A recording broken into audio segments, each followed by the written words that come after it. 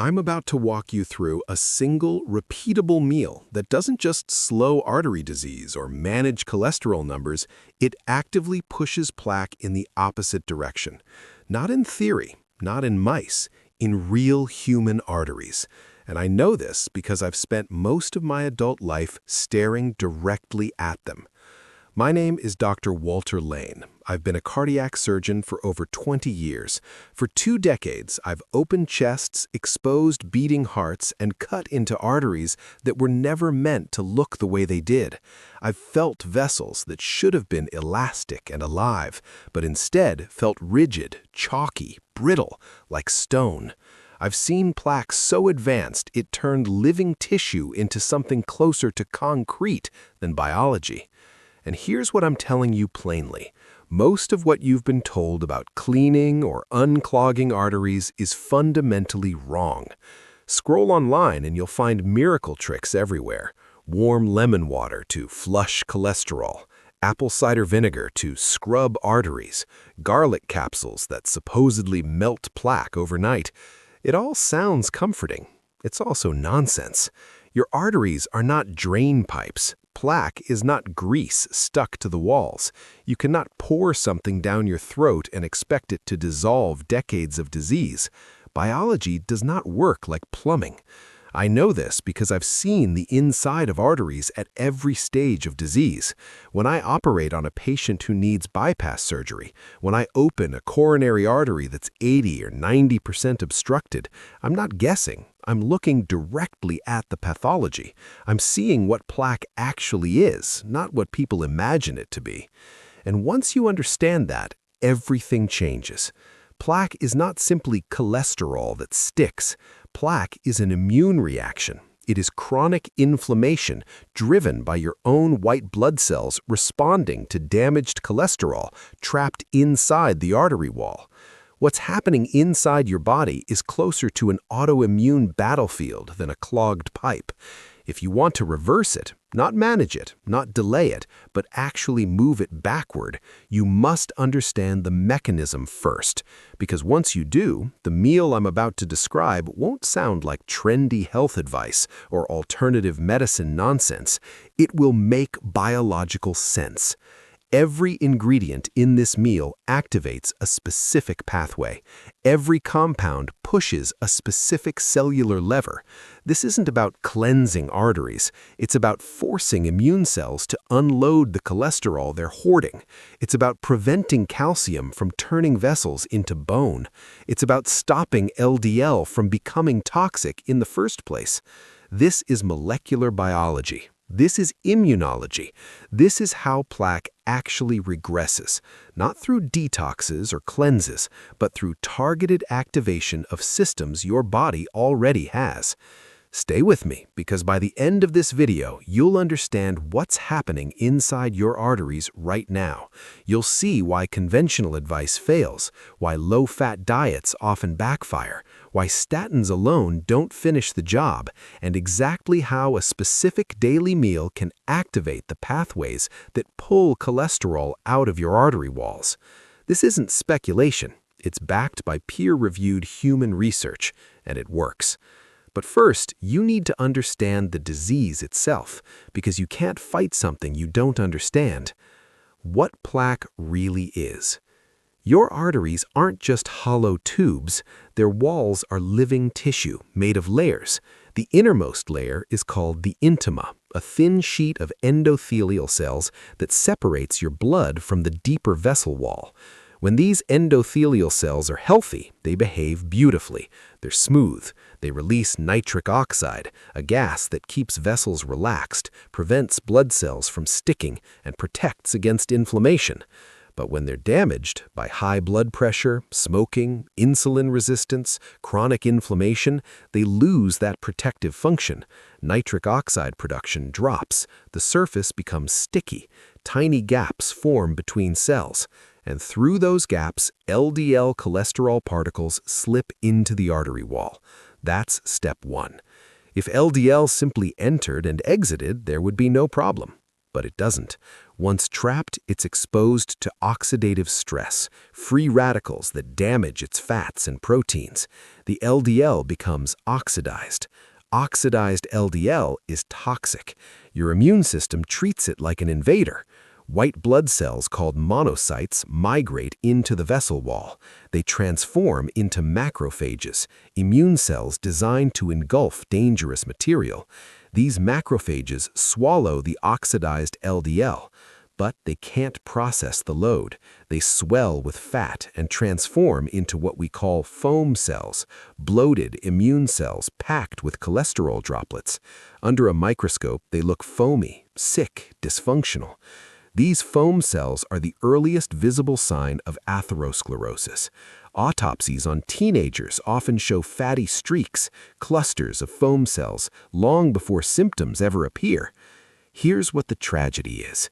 Foam cells are trying to help. They're doing their job, but they're trapped. They can't leave the vessel wall. They can't export the cholesterol efficiently.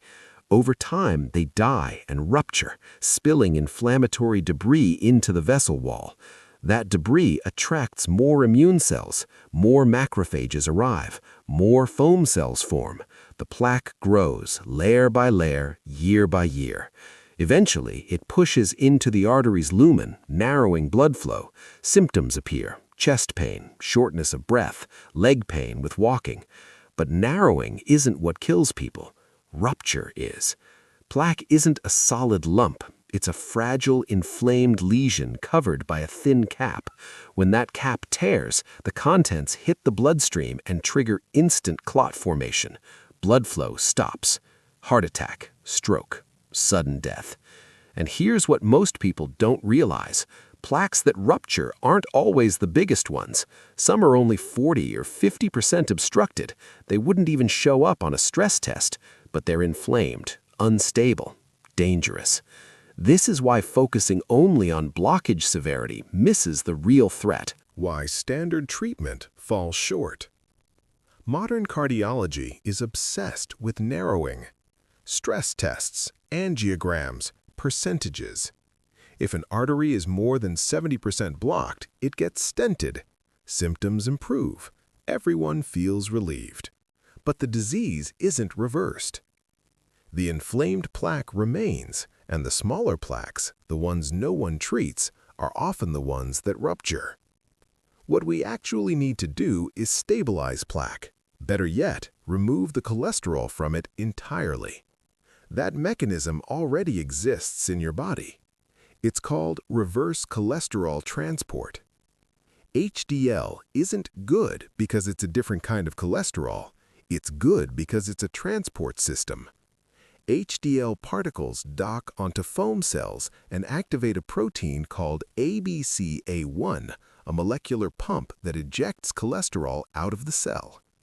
That cholesterol is loaded onto HDL, delivered to the liver, excreted into bile, and eliminated. Foam cells shrink, plaque regresses. But in most people, this system is broken. ABCA1 is underactive, HDL is dysfunctional, cholesterol stays trapped. And that's where food comes in. Not vaguely healthy eating, specific compounds, specific pathways. Before we get to the meal, there's one more enemy to address. Calcification, the silent accelerator. Now we need to talk about the part of artery disease that almost no one explains properly.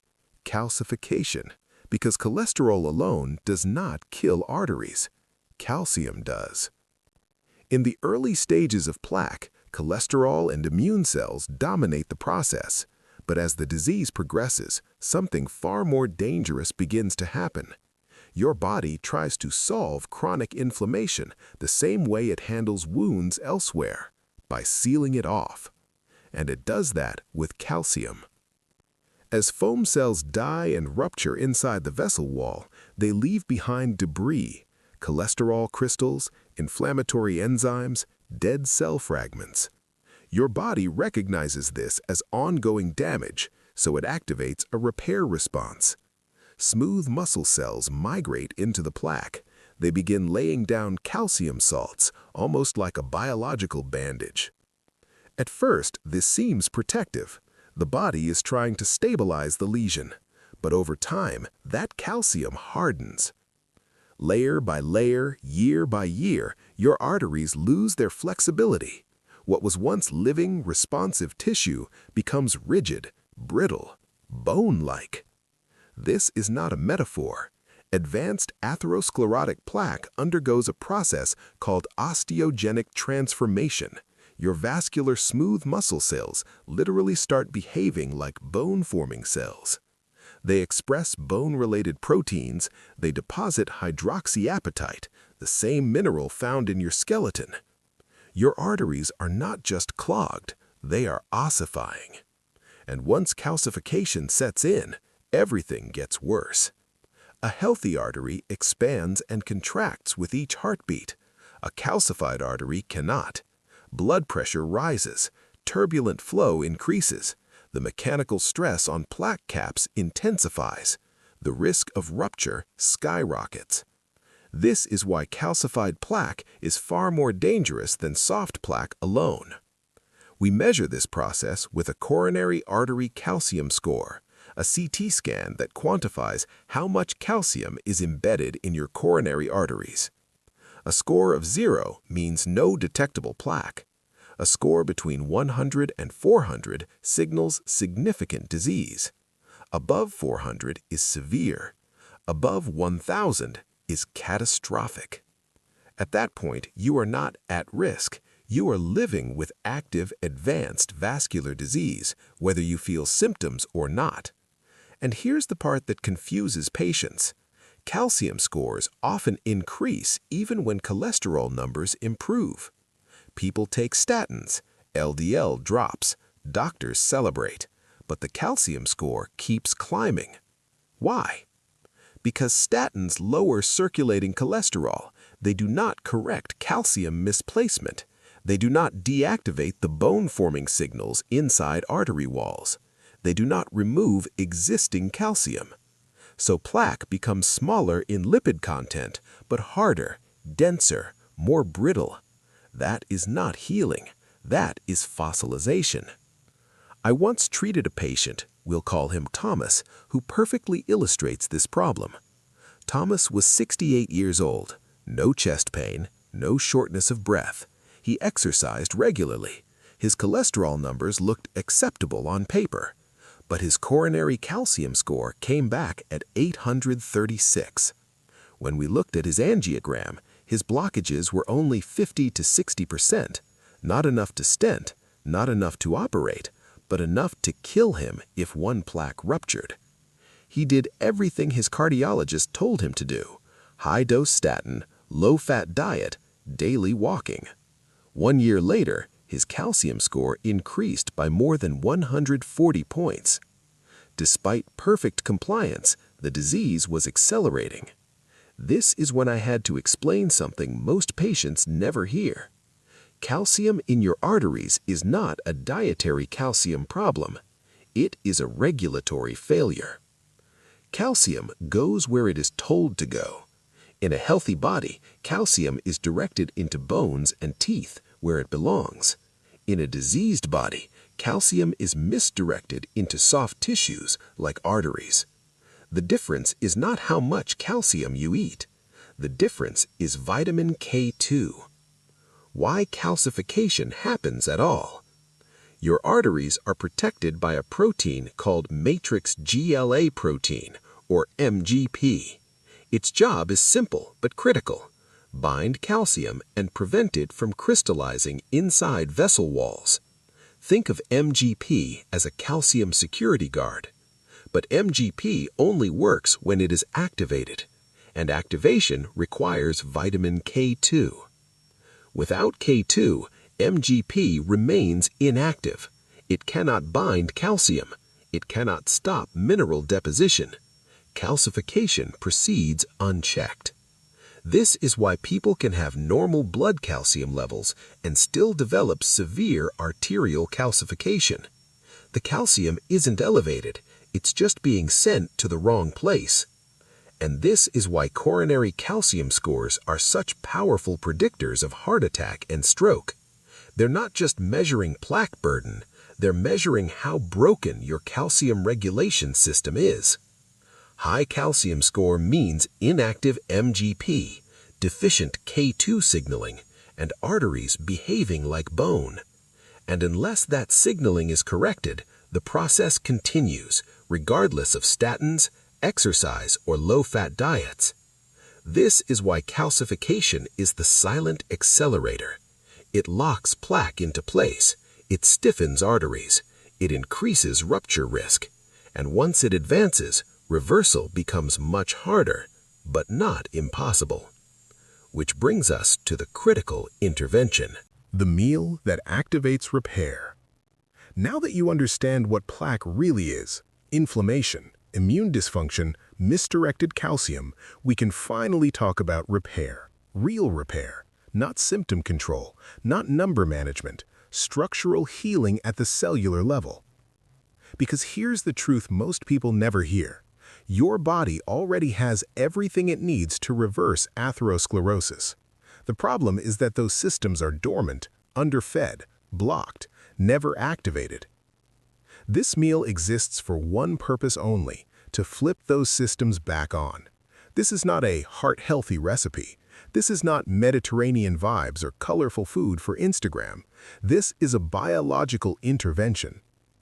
Each ingredient was chosen because it delivers specific signaling molecules that interact with endothelial cells, immune cells, transport proteins, and calcium regulators. Remove one component and the system weakens. Substitute ingredients and the signaling breaks. This is precision nutrition, not guesswork. Let's walk through it, mechanism by mechanism. Step 1. Reopening the endothelium. Repair cannot happen in a constricted, dysfunctional artery. The very first problem in atherosclerosis is endothelial failure, the loss of nitric oxide.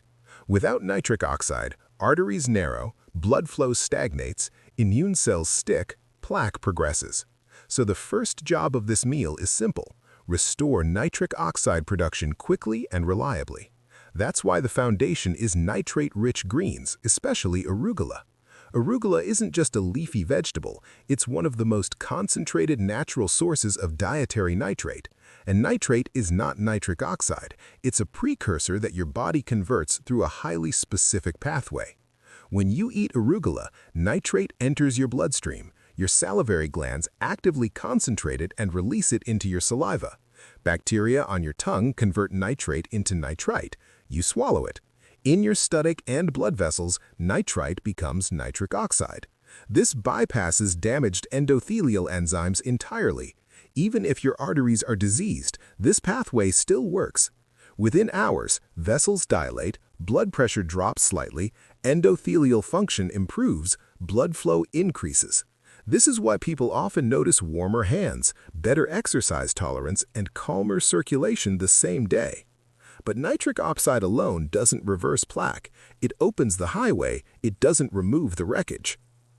Step 2. Forcing cholesterol to leave the plaque. Once blood flow is restored, the next task is critical: empty the foam cells. Plaque exists because immune cells are stuffed with cholesterol they cannot export. To reverse plaque, you must activate the molecular machinery that pushes cholesterol back out. That machinery is ABCA1. And the strongest food-based activator of ABCA1 is high phenolic extra virgin olive oil. Not olive oil as a fat, olive oil as a signaling molecule. High-quality extra virgin olive oil contains powerful phenolic compounds, especially oleocanthal. This compound is anti-inflammatory, but more importantly, it upregulates the genes responsible for cholesterol efflux. When macrophages are exposed to these phenolics, ABCA1 expression increases, cholesterol export accelerates, foam cells shrink, plaque stabilizes and regresses. This is not hypothetical. This has been demonstrated in cell models and confirmed in large human trials. But here's the key detail most people miss. The effect depends entirely on phenolic content. Refined olive oil won't do this. Old, mild supermarket oil won't do this. You need oil that burns your throat.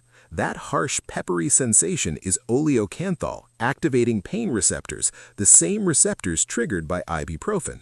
That burn is medicine. This is why the dose matters. 3 to 4 tablespoons per day isn't indulgence, it's the therapeutic threshold shown to shift cardiovascular outcomes. At this point, nitric oxide has restored flow and ABCA1 has been activated. Cholesterol is finally moving in the right direction, out. But repair still isn't complete. Step 3. Stopping arteries from turning into bone. Even if cholesterol is leaving plaque, calcification can still lock damage into place. So the third objective of this meal is not lipid-related at all. It's mineral control. Your arteries should never calcify. The only reason they do is because calcium-regulating proteins are inactive. The most important of these is matrix GLA protein, the molecule that prevents calcium from crystallizing inside vessel walls. MGP only works when activated, and activation requires vitamin K2. Without K2, calcium migrates into arteries, plaques harden, vessels stiffen, rupture risk increases. This meal corrects that. The gold standard source is natto, a fermented soybean food rich in MK7, the most bioactive form of K2. MK7 stays in circulation long enough to fully activate MGP throughout the vascular system. Once MGP is active, calcium deposition slows, existing mineral can be reabsorbed, arterial elasticity improves. This is why calcium scores can stabilize and sometimes decrease when K2 intake is consistent. If natto isn't tolerable, aged cheeses or MK7 supplementation can substitute, but the goal is the same: restore calcium directionality. Calcium belongs in bones, not arteries. Step 4. Preventing the spark that starts it all. Even with nitric oxide restored, cholesterol exiting foam cells, and calcification halted, there's one final threat: oxidation. Plaque begins when LDL becomes oxidized. No oxidation, no immune attack. No immune attack, no foam cells. So the final job of this meal is to make LDL resistant to oxidative damage. This is where whole pomegranate arils come in. Pomegranates contain unique polyphenols that bind directly to LDL particles, forming a protective shield. They also enhance paraoxinase activity, an enzyme carried by HDL that detoxifies oxidized lipids. The result? LDL becomes harder to oxidize, immune activation decreases, HDL becomes more functional, plaque initiation slows dramatically.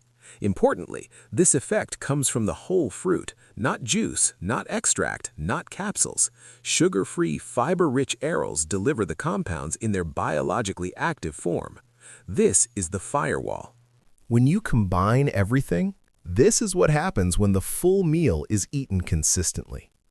Nitric oxide restores endothelial health. Olive oil activates cholesterol export. K2 redirects calcium out of arteries. Pomegranate prevents new damage. You're no longer fighting plaque from one angle. You're addressing every stage of the disease process simultaneously.